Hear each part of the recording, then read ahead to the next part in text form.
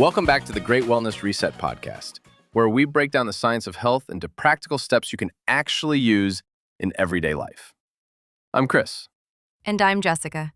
Today we're diving into something that has become one of the most talked about topics in health over the last several years: inflammation. But not the kind that happens when you sprain your ankle or cut your finger. We're talking about the kind that quietly builds in the background and affects your energy, your metabolism, your heart health, and even how your brain functions. Exactly.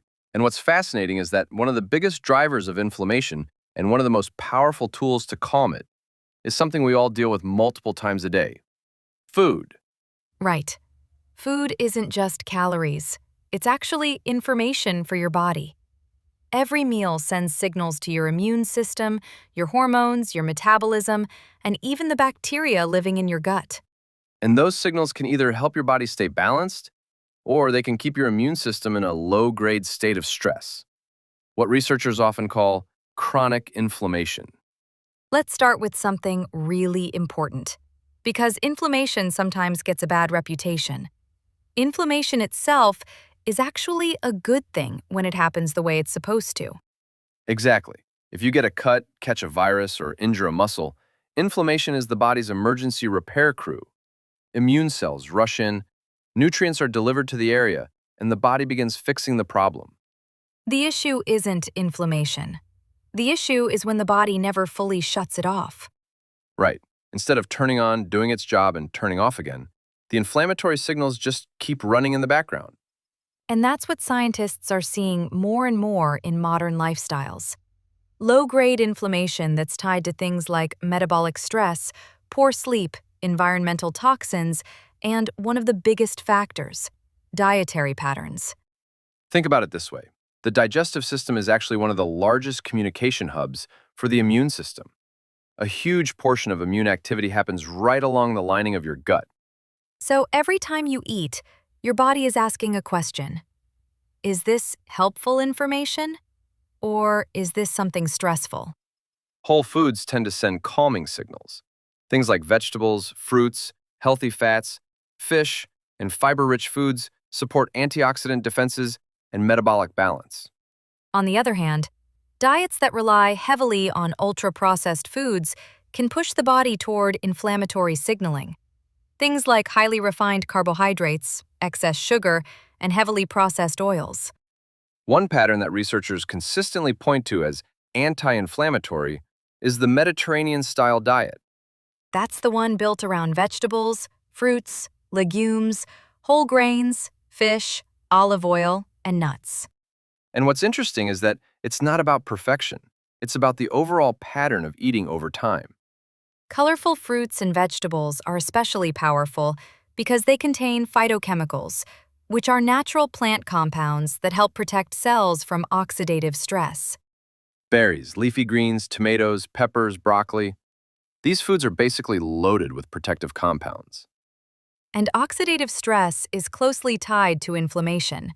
So when you reduce oxidative stress, you help the body stay balanced. Healthy fats also play a big role. Omega-3 fats from fish like salmon or sardines help support the body's resolution phase of inflammation. That's something people don't talk about enough. The body doesn't just start inflammation. It also has to resolve it.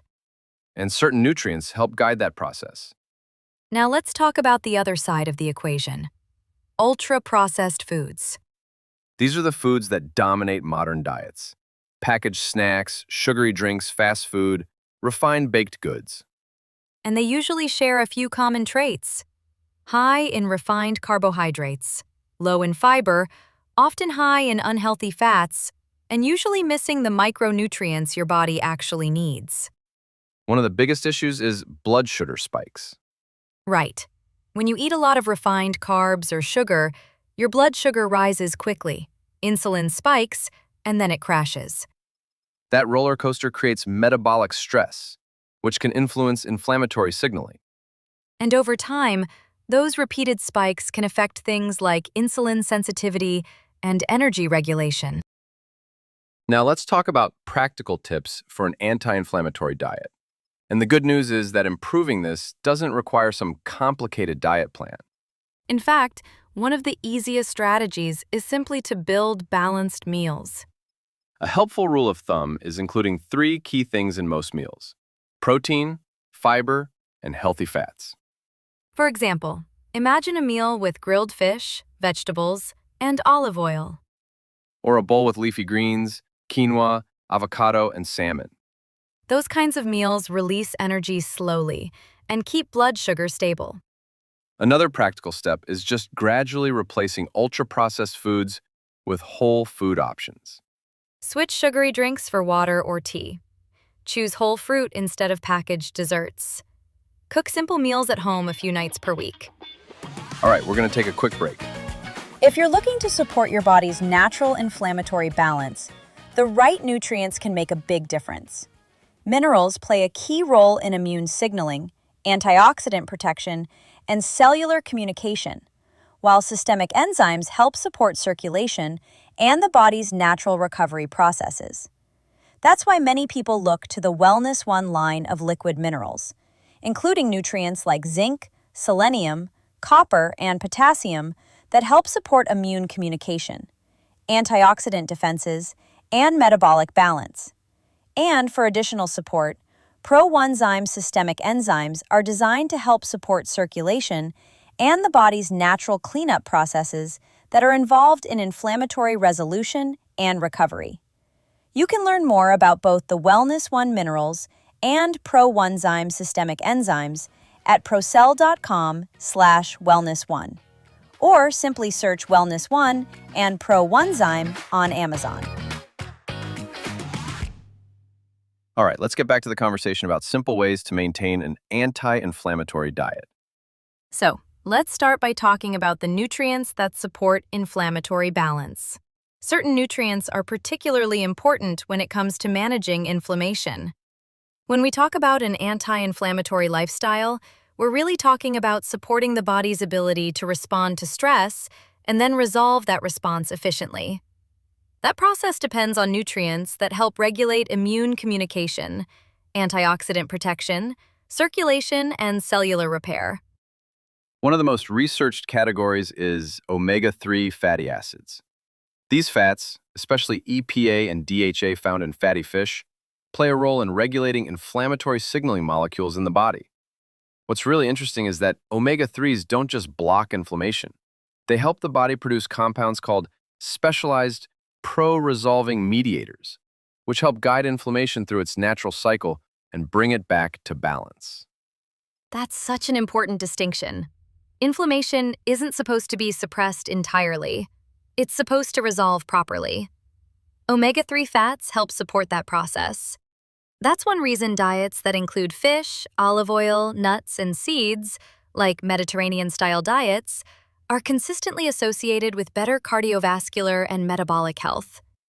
Minerals are another huge piece of the puzzle, and they often don't get enough attention.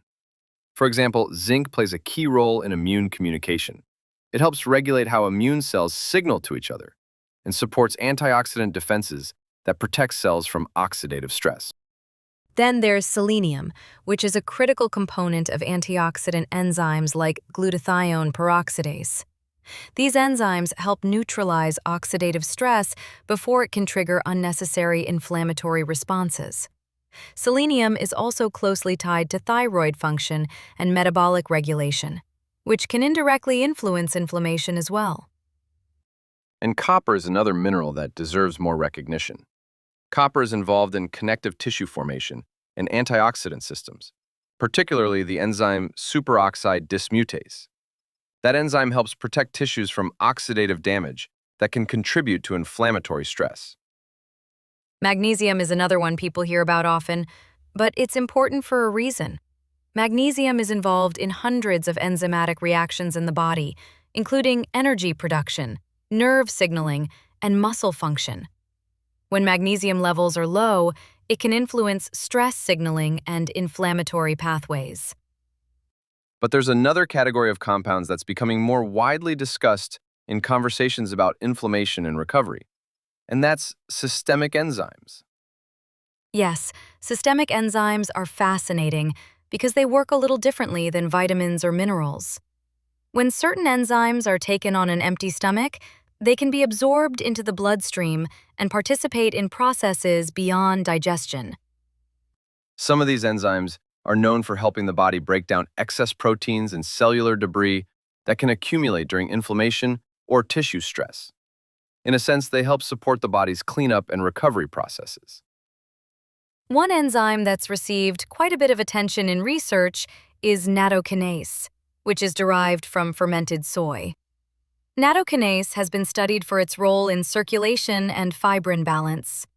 Fibrin is a protein involved in blood clotting and tissue repair, but when it accumulates excessively, it can contribute to circulation challenges. And healthy circulation is incredibly important for resolving inflammation. When blood flow and microcirculation are functioning well, oxygen and nutrients can reach tissues more effectively, and metabolic waste products can be cleared more efficiently. Exactly. Inflammation doesn't just require activation, it also requires resolution and cleanup. Circulation, enzymatic activity, and cellular repair systems all work together in that process.